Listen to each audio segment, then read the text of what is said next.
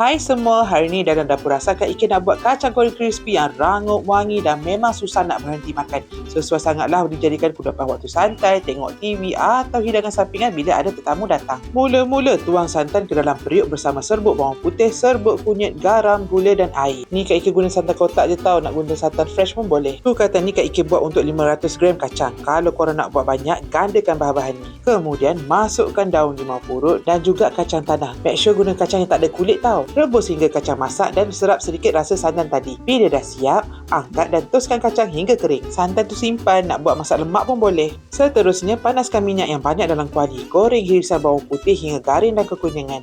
Api tu jangan besar sangat, nanti cepat hangus. Angkat dan ketepikan. Dalam minyak yang sama, goreng pula cili kering dan daun limau purut hingga rangup dan wangi. Cili kering tu basuh dulu, kemudian gunting nipis-nipis. Daun limau purut tu pula buang tulang tengahnya tu. Angkat dan toskan juga. Next, masuklah part yang memerlukan kesabaran, iaitu part goreng kacang. Masukkan kacang tanah tadi ke dalam minyak dan goreng hingga kacang benar-benar garing dan bertukar warna menjadi sedikit kecoklatan. Goreng tu guna api kecil je, jangan besar, nanti cepat hangus. Angkat kacang kita tadi dan biarkan sejuk seketika supaya teksturnya jadi lebih rangup. Akhir sekali, tuang kacang ke atas dulang atau bekal besar, kemudian taburlah bawang putih goreng, cili kering dan daun limau purut yang kita goreng tadi. Gaul-gaul sikit, bagi rata. Hui, crispy macam ni, memang tak sabar nak makan you all. Dah siap kacang goreng crispy yang rangup, wangi dan penuh rasa. Memang perfect untuk kunyah-kunyah bila-bila masa. Tengok Kak Ike masak secara live? Jom interaksi kami di TikTok Majalah Rasa setiap Selasa dan Khamis jam 11 pagi. Maka ingat rasa, jangan lupa tonton.